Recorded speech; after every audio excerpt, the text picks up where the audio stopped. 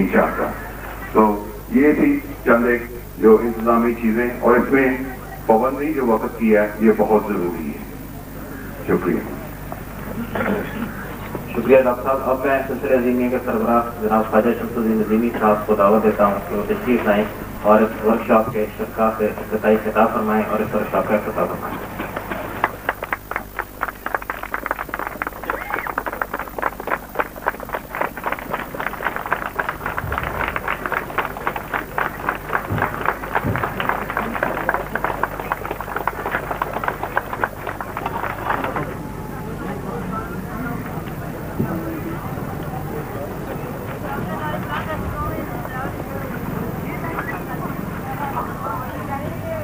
ومن يشكر فإنما يشكر لنفسه ومن كفر فإن ربي لغني حميد. اللہ تعالیٰ نے حضرت لقمان کو مخاطب کر کے فرمایا کہ ہم نے لقمان کو حکمت عطا فرمائی اس لیے تاکہ وہ اس کو استعمال کرے. جو لوگ اللہ کی دی ہوئی حکمت کو، اللہ کی دی ہوئی بصیرت کو اور اللہ کی دی ہوئی صلاحیتوں کو استعمال کرتے ہیں، اس کا فائدہ انہیں کو پہنچتا ہے. امیت کو، اور جو لوگ اللہ کی دی ہوئی صلاحیتوں کو استعمال نہیں کرتے، اللہ نے جو بصیرت دی ہے، تفہیم دی ہے، حکمت دی ہے، اس کے اوپر غور و فکر نہیں کرتے، وہ محروم رہ جاتے ہیں. اسی طرح اللہ تعالیٰ قرآن پاک میں بھی فرمایا ہے کہ قومیں اپنی تقدیریں خود بدلتی ہیں. جو قومیں اپنے اندر تغیر چاہتی ہیں، ان تغیرات کو استعمال کرنے کے لیے جو ضروریات ہیں انہیں پورا کرتی ہیں، یعنی فہم و بصیرت سے کام لیتی ہیں. اللہ تعالیٰ ان قوموں کو عروج بخشتے ہیں، اور جو قومیں اپنے اندر تبدیلی نہیں چاہتی اللہ تعالیٰ ان کو ان کے حال پر چھوڑ دیتے ہیں. آج کی یہ کلاس ورکشاپ اس بات کی ضمانت ہے، یہ بات میں مستقبل کے لیے کہہ رہا ہوں، اس بات کی ضمانت ہے کہ اس زمین پر ایسے بندے موجود ہیں جو اللہ تعالیٰ کی دی ہوئی حکمت کو، بصیرت کو، فہم کو اور صلاحیت کو استعمال کرنے کی جدوجہد میں قدم بڑھا چکے ہیں. سلسلہ عظیمیہ ایک علمی، روحانی، سائنسی، مشاہداتی اور تجرباتی سلسلہ ہے. مشاہدات و تجربات کے پیچھے علم کا فرما ہے، ایجادات کے پیچھے بھی علم کا فرما ہے. آج کے دور میں جتنی سائنسی ایجادات ہیں ان کے بارے میں یہ کہنا سورج کی طرح روشن ہے کہ جتنی بھی ایجادات اس زمین پر سامنے آئی ہیں ان کا تعلق صرف اور صرف علم سے ہے. علم کے بارے میں کچھ لوگوں نے سوچ وچار کی، تفکر کیا، ریسرچ کی، وقت لگایا، اپنے ذہن کو استعمال کیا، ذہنی یکسوئی کے ساتھ کسی ایک نقطے پر مجتمع ہو کر جدوجہد اور کوشش کی، اس کے نتیجے میں ایجادات سامنے آتی رہی. ورکشاپ کا انعقاد بھی اسی لیے کیا جاتا ہے کہ طلباء اور طالبات کے اندر ذہنی یکسوئی کے ساتھ اس بات کی کوشش اور جدوجہد کا آغاز ہو کہ وہ اپنے اندر کھوج لگا کر ان صلاحیتوں کو بیدار و متحرک کرے جن صلاحیتوں کے اوپر یہ دنیا بھی چل رہی ہے اور پوری کائنات بھی چل رہی ہے۔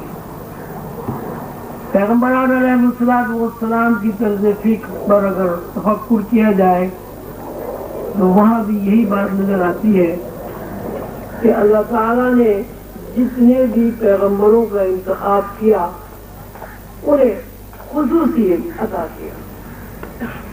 وہ خصوصی علم اللہ تعالیٰ کی طرف سے انبیاء علیہ السلام کو جو منتقل ہوا ان میں دو قسمیں ہیں۔ ایک قسم یہ ہے کہ انسان کو یا آدم ذات حیوان کو کس طرح دوسرے حیوانات سے ممتاز کیا جائے۔ دوسرے حیوانات سے ممتاز کرنے کا جو علم ہے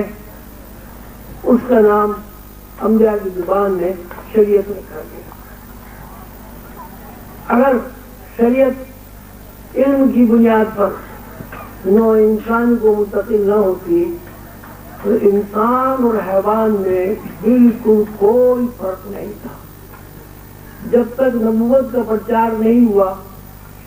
جب تک اللہ تعالیٰ نے زمین کے چپے چپے پر پیغمبر نہیں بھیجے،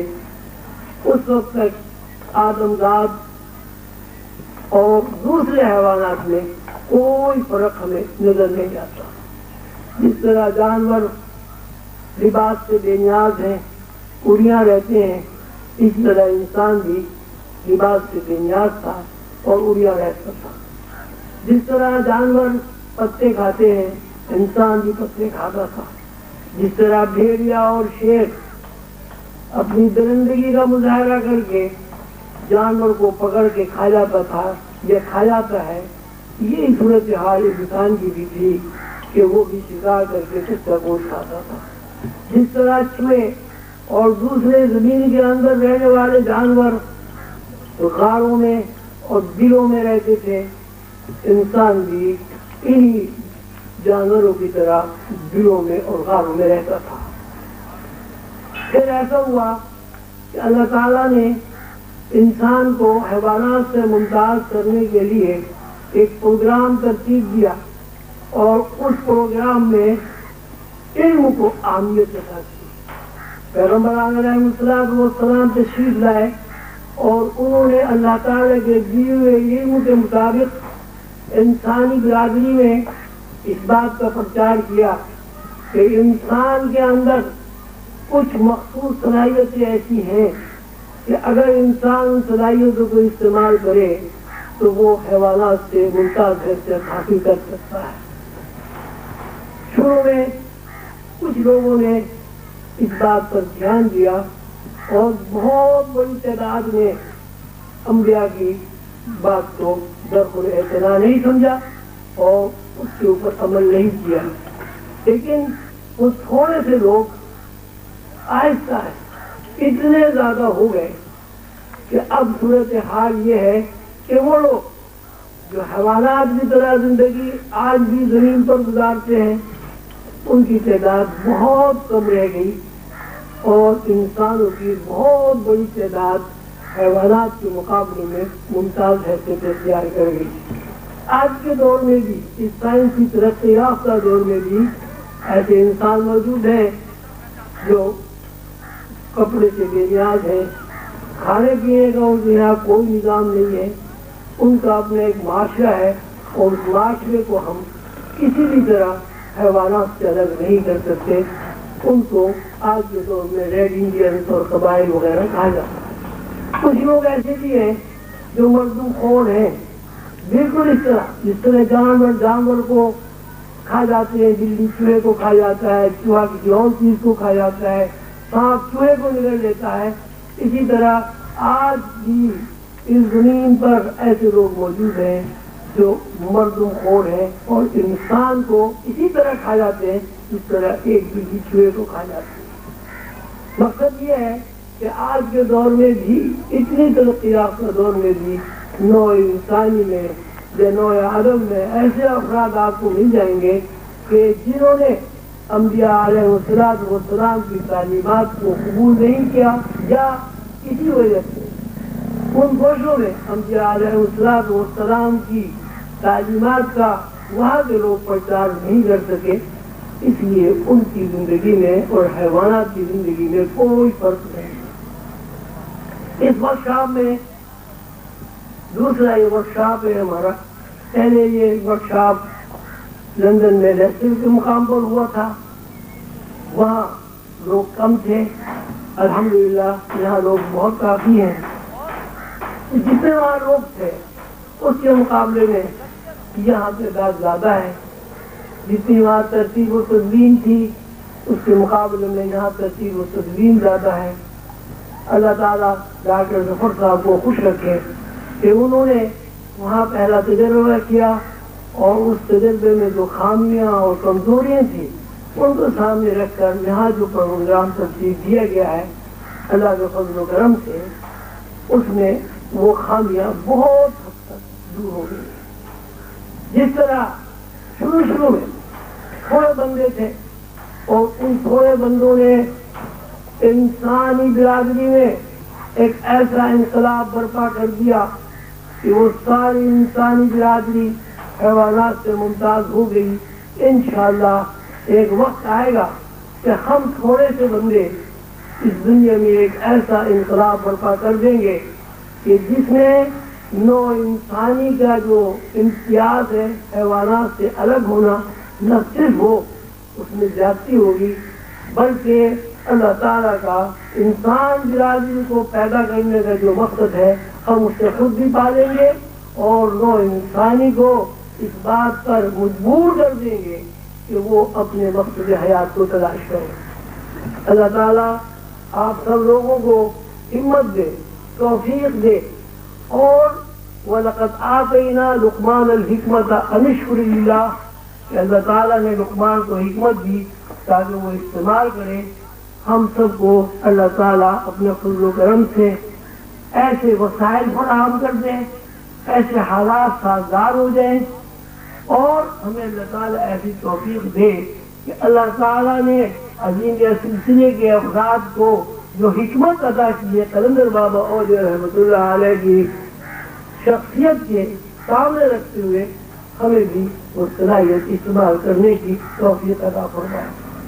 کوئی انسان جب تک تن من دھن سے ذہنیت کے ساتھ جستجو و تلاش کے ساتھ کسی کام کو نہیں کرتا اس وقت تک اس کے نتائج کبھی اچھے مرتب نہیں ہوتے۔ نتائج اچھے مرتب ہونے میں جو چیزیں بہت زیادہ اہمیت رکھتی ہیں اس سے سب سے پہلے وقت ہے۔ اس دنیاوی نظام میں، کائناتی نظام میں جہاں بھی آپ دیکھیں گے وقت کی بڑی اہمیت ہے اور وقت ایک ایسی چیز ہے بزرگوں کے ارشاد کے مطابق جو وقت گزر جاتا پھر کبھی آپ اس کو پکڑ نہیں سکتے۔ جتنے مذاہب اس دنیا میں آئے انہوں نے بھی وقت کی اہمیت کا احساس دلایا نوع انسانی کو۔ آپ دیکھیں اسلام میں 5 وقت کی نماز سب میں وقت کا تعین ہے، روزہ آپ دیکھیں اس میں وقت کا تعین ہے، حج میں وقت کا تعین۔ تو مقصد یہ ہے کہ اسلام مذہب یا کوئی بھی دنیا کا مذہب یعنی اللہ تعالیٰ اور پیغمبران علیہ السلام کا پروگرام ہمیں اس بات پر متوجہ کرتا ہے کہ وقت کی اہمیت کو اگر کسی قوم نے نہیں سمجھا وہ قوم ہمیشہ برباد ہو گئی، ہلاک ہو گئی اور تباہ ہو گئی اور ختم ہو گئی۔ جس قوم نے وقت کی اہمیت کا اندازہ کر لیا، وقت کو ضائع نہیں کیا، ان قوم نے ہمیشہ عروج حاصل کیا۔ تو سب سے پہلی بات یہ ہے کہ علم حاصل کرنے کے لیے بنیادی بات یہ ہے کہ یہ دیکھا جائے کہ وقت ضائع نہ ہو۔ مسلمان قوم کی جموں حالی میں ایک بڑا عنصر یہ بھی ہے کہ مسلمان وقت کی بالکل قدر و قیمت ہے ہی نہیں جانتے ہی وقت بہت ہے۔ پہلے جو میں اپنے تمام طلباء اور طالبات سے یہ عرض کروں گا کہ وقت کی اہمیت کو محسوس کریں، وقت ضائع نہ کریں۔ دوسرے یہ کہ وقت کی اہمیت کے ساتھ ساتھ اگر آپ کو پیغام پہنچانا ہے اگر آپ کو اپنے ساتھ لے کر دوسرے لوگوں کو چل رہا ہے، اگر آپ کو مختصر کارواں جو آپ کو اللہ تعالیٰ نے عطا کیا اس کو بڑھانا ہے، تو اس کے لیے ضروری ہے کہ آپ کے اندر اخلاق ہو، آپ کے اندر مروت ہو، آپ کے اندر اخوت ہو، اور سب سے بڑی بات یہ ہے کہ آپ کے اندر ایثار ہو۔ جس قوم میں ایثار نہیں ہوتا، یہ جن افراد میں ایثار نہیں ہوتا، وہ خود غرض ہو جاتی ہے۔ اور یاد رکھیے، جہاں خود غرضی آ جاتی ہے وہاں حسد ضرور داخل ہو جاتا ہے۔ اللہ تعالیٰ نے فرمایا وَمِن شَرِّ حَاسِدٍ إِذَا حَسَدَ، کہ اے اللہ ہمیں حسد کرنے والوں کے شر سے محفوظ فرما۔ مقصد یہ ہے کہ خود غرض آدمی ہمیشہ حاسد ہو جاتا ہے، اور خود غرضی کے برعکس اگر ہمارے اندر ایثار ہے تو ہمارے اندر اخوت پیدا ہوگی، ہمارے اندر تنظیم کے جو ضروریات ہیں وہ ہمارے اندر داخل ہو جائیں گی، ہمارے اندر اتحاد ہوگا، یگانت ہوگی، اجتماعیت ہوگی، اور ہم آگے بڑھتے چلے جائیں گے۔ مذہب کے حوالے سے یہ بات بھی بڑی عام ہے کہ کسی بھی مذہب کو آپ اٹھا کر دیکھیں، سیدنا محمد صلی اللہ علیہ وسلم نے جو مذہب ہمیں عطا کیا ہے اس پر آپ غور و فکر کریں، اس میں اجتماعیت کے علاوہ کچھ ہے ہی نہیں۔ نماز میں اجتماعیت ہے، روزے میں اجتماعیت ہے۔ اللہ تعالیٰ کا یہ فرمانا کہ اللہ کی رسی کو مضبوطی کے ساتھ مستحکم ہو کر پکڑ لو اور آپس میں تفرقہ نہ ڈالو، یہ کھلے عام اجتماعیت کی دعوت ہے۔ تو اب انسانی جو شعور ہے، اس شعور کا تقاضا یہ ہے کہ انسان اپنے شعور کے مطابق، شعور کی بالیغی کے مطابق، شعور کی ترقی کے مطابق اپنے بھائی کی جو شعوری سطح ہے اس میں اضافہ کرنے کا سبب بنے، اور اس کا طریقہ یہی ہے کہ آپ اپنے بھائی کو اپنے سے زیادہ اہمیت دیں، اپنے بھائی کے ساتھ اس میں اخلاق سے پیش آئیں، آپ کے اندر کبر و نخوت نہ ہو، آپ کے اندر محبت ہو اور آپ کے اندر ایثار ہو۔ یہ محبت، ایثار اور کبر و نخوت سے آزادی، یہ جو علم ہے اس کا نام انبیاء علیہ السلام نے شریعت رکھا۔ دوسرا جو علم اللہ تعالیٰ کی طرف سے انسانوں کے لیے مخصوص کیا گیا، جیسا کہ قرآن پاک میں ارشاد ہوا ہے وَعَلَّمَ آدَمَ الْأَسْمَاءَ كُلَّهَا، وہ علوم ان صلاحیتوں سے متعلق ہے، ان قوانین اور فارمولوں سے متعلق ہے جو قوانین کائنات کو جاری و ساری کرتے ہیں، جو قوانین کائنات کی کلپرزے ہیں، جو قوانین کائنات کے اعضاء ہیں، اس کو تقویم یا ایڈمنسٹریشن کہا جاتا ہے۔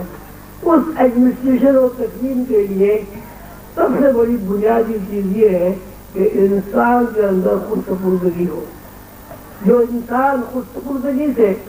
یا ڈیپینڈنٹ ہونے سے واقفیت نہیں رکھتا، وہ کبھی ایڈمنسٹریشن میں یہ تقویم میں داخل نہیں ہو سکتا۔ اور اس کی مثال آپ کو حضرت موسیٰ علیہ السلام اور حضرت اس بندے کے خضر جن کو کہا گیا، قرآن کو خضر نام نہیں دیا، قرآن نے بھی یہ کہا ہے وَوَجَدَ عَبْدًا مِنْ عِبَادِنَا وَآتَيْنَاهُ رَحْمَةً مِنْ عِنْدِنَا وَعَلَّمْنَاهُ مِنْ لَدُنَّا عِلْمًا، کہ موسیٰ نے ہمارے بندوں میں سے ایک بندہ پایا اور اس بندے کے اوپر اللہ تعالیٰ نے خصوصی مہربانی سے اس کو فیضیاب کیا اور اس کو علم عطا کیا، جس کو علم لدنی کہا گیا۔ اس واقعے میں جب ہم غور کرتے ہیں، فکر کرتے ہیں، تو وہاں اس بندے کی ذہنی فکر اور اس بندے کی صلاحیت کا ہمیں اندازہ ہو جاتا ہے کہ وہ اگر اس کو حکم دیا گیا کہ قتل کر دو تو وہ قتل کر دیتا ہے، اگر اس کو حکم دیا جاتا ہے دیوار بنا تو دیوار بنا دیتا ہے۔ جبکہ موسیٰ علیہ السلام اس بات پر احتجاج بھی کرتے ہیں۔ تو اب یہ صورت ہوئی کہ ایک جو ہے ہمارے پاس شریعت ہے، وہ اس لیے ضروری ہے کہ اگر ہم شریعت کے امور پر غور نہیں کریں گے، شریعت کی احکامات پر عمل نہیں کریں گے، تو ہماری حیثیت یعنی حیوانات سے ممتاز ہونے کی حیثیت ختم ہو جائے گی۔ دوسری صورت یہ کہ اگر ہم شریعت کے ساتھ ساتھ یعنی انسان میں جو اپنی زندگی کے لیے معاشرت کی قوانین بنائے ہیں ان پر عمل کرنے کے ساتھ ساتھ اگر ہم ذہنیت بھی حاصل نہیں کر سکیں گے، ڈپینڈنٹ نہیں ہوں گے اللہ کے اوپر، تو ہم کبھی ایڈمنسٹریشن میں داخل نہیں ہو سکتے، اور ہماری حیثیت جو ہے عام آدمی میں تو ہو سکتی ہے لیکن تکوینی حیثیت ہمیں حاصل نہیں ہوگی۔ آج کے اس پروگرام میں، اس محفل میں، ورکشاپ میں آپ کو ماشاءاللہ آپ کے چھوٹے چھوٹے اساتذہ وہ اتنا مشکل نام ہے انگریزی کا میں نے بڑا یاد کیا، کمنٹیٹ کرنے وہ مجھے یاد نہیں ہوا، استاد ہی سمجھ لیجیے، استاد شاگرد کی چھوٹی چھوٹی ٹکڑیاں ہیں یہ، اس میں انشاءاللہ آپ سب لوگ بیٹھیں گے، اور اس پروگرام کا جہاں تک میں سمجھتا ہوں یہ مقصد ہے کہ آپ کا ذہن کھلے، آپ ایک دوسرے سے پیار محبت کا مظاہرہ کریں، آپ کو یہ پتہ چلے کہ یہاں نہ کوئی بڑا ہے نہ کوئی چھوٹا ہے، سب ایک سلسلے کی کڑی ہے، سب ایک دوسرے کے بھائی ہیں، ہر آدمی جس کو اللہ تعالیٰ نے نالج عطا کی ہے، علم عطا کیا ہے، وہ اپنے بھائی کے اندر منتقل کرنا چاہتا ہے۔ آپ کا حضرات کا بہت شکریہ کہ آپ تشریف لائیں، اللہ تعالیٰ آپ کے اس پروگرام کو کامیاب کرے اور زیادہ سے زیادہ صلاحیت اور متدار اور متحرک کرنے کی اللہ تعالیٰ ہمت اور آپ کے اندر توفیق عطا فرمائے، آمین۔